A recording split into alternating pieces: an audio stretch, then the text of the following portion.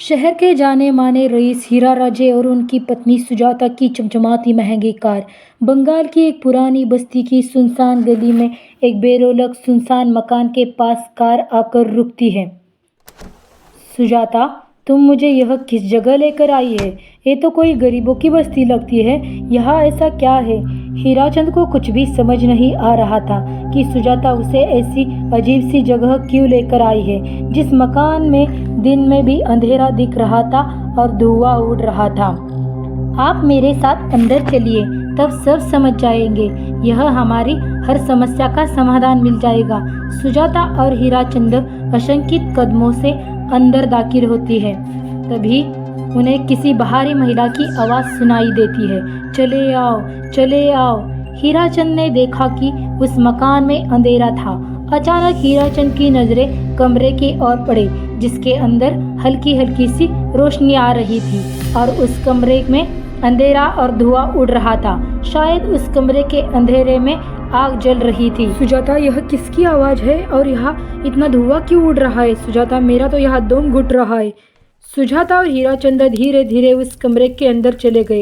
अंदर वाले कमरे में बिखरे वाले बाल की सुंदर सी बूढ़ी औरत सामने जल रही आग में एक मुर्गे की गर्दन काटकर आग में उसका खून गिरा रही थी और मुर्गी का शरीर झटपटा रहा था। ये देखकर सुजाता चिल्लाई। हीराचंद ने सुजाता की ओर देखकर कहा, हाँ, तुम ही मुझे यहाँ लेकर आई हो और खुद ही घबरा रही है। कौन है ये भयानक सी औरत और हम यहाँ क्यों आए हैं? अचानक उस औरत ने मुर्गे की गर्दन एक झटके में ही सिर से अलग कर दी। यह देखकर सुजाता चिल्लाई।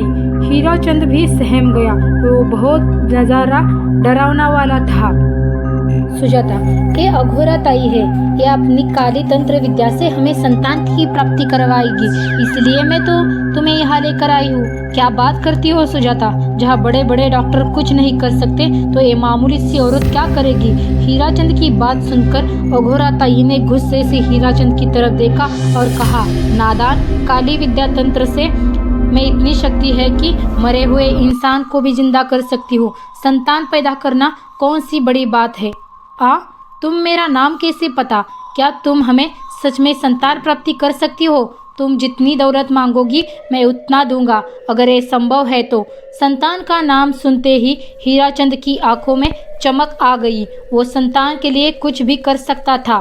तुम लोगों को मुझे एक नवजात शिशु को लाकर देना होगा। मैं उस शिशु की बलि चढ़ा दूंगी और बलि शिशु फिर से तुम्हारे घर में जन्म लेगा।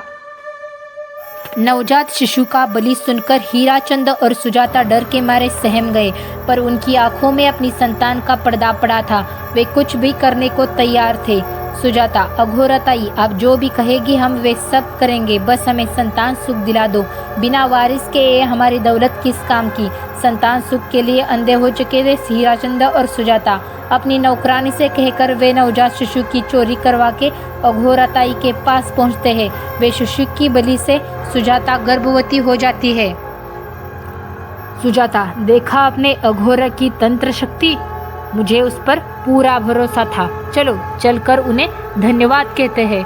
हीराचंद और सुजाता अघोरा के पास पहुंचते हैं। वे दोनों बहुत ही खुश थे और अघोरा पर उन्हें अंधविश्वास हो चुका था।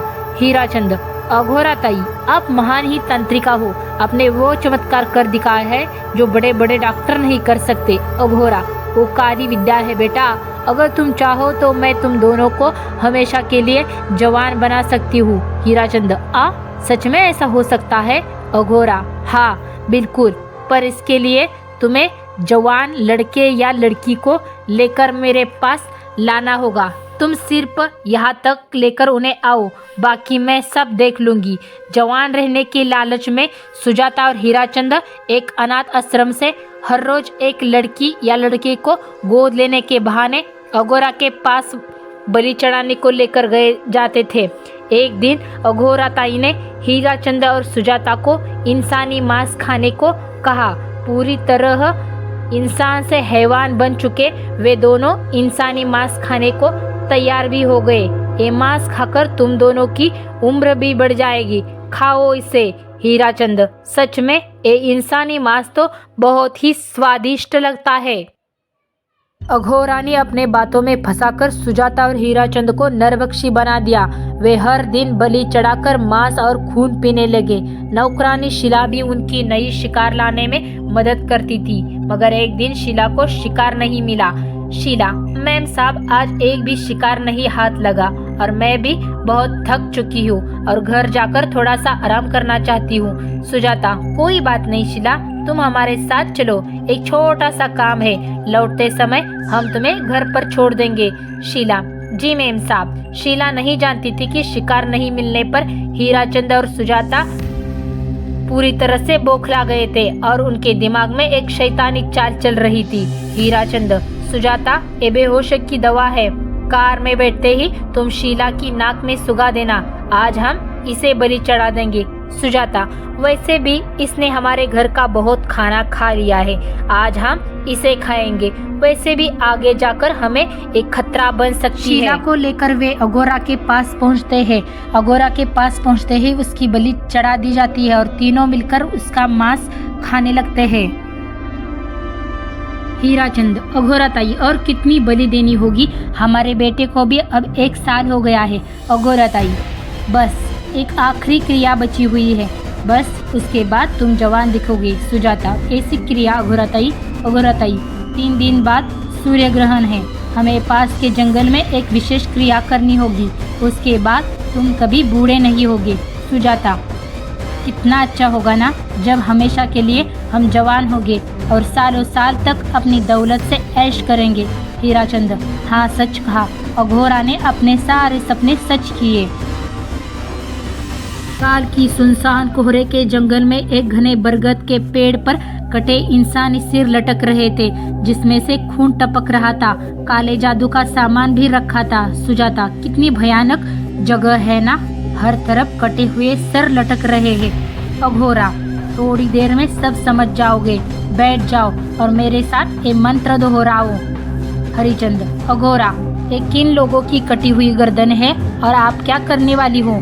हीराचंद की बात सुनकर अघोरा जोर जोर से हंसने लगी और उसने शैतानी हंसी हंसते हुए हीराचंद की ओर देखकर कहा, अघोरा, तुम जैसे लोगों ने अपनी इच्छाओं को पूरा करने के लिए इन लोगों की बलि चढ़वाई है और फायदा उठाया है, और अब तुम दोनों की बारी है। चुपचाप आंखें बंद करके बैठ जाओ और मेरे साथ मंत्रों को दोहराओ। अघोरा ने सुजाता और हीराचंद को वशीकरण और काले मंत्र की जादू से सम्मोहित कर दिया और देखते ही देखते वे भयानक रूप में बदल गई और डायन बोली, अब मैं तुम दोनों की बलि चढ़ाकर अमर हो जाऊंगी, क्योंकि तुम लोगों ने 100 लोगों का खून पिया है। देखते ही देखते उस डायन ने सुजाता और हीराचंद की गर्दन काटकर जल रही आग में बलि चढ़ा दी और उनका गर्म खून पीने लगी। जब तक तुम जैसे लालची मूर्ख लोग अपने फायदे के लिए दूसरे लोगों की बलि चढ़ाएंगे, मैं उनका फायदा उठाकर उनको बलि चढ़ाऊंगी। दरअसल अघोरा एक डायन थी, अपना स्वार्थ पूरा करने के लिए उसने हीराचंद और सुजाता की बलि चढ़ा ली। बुरे काम का बुरा ही नतीजा मिलता है।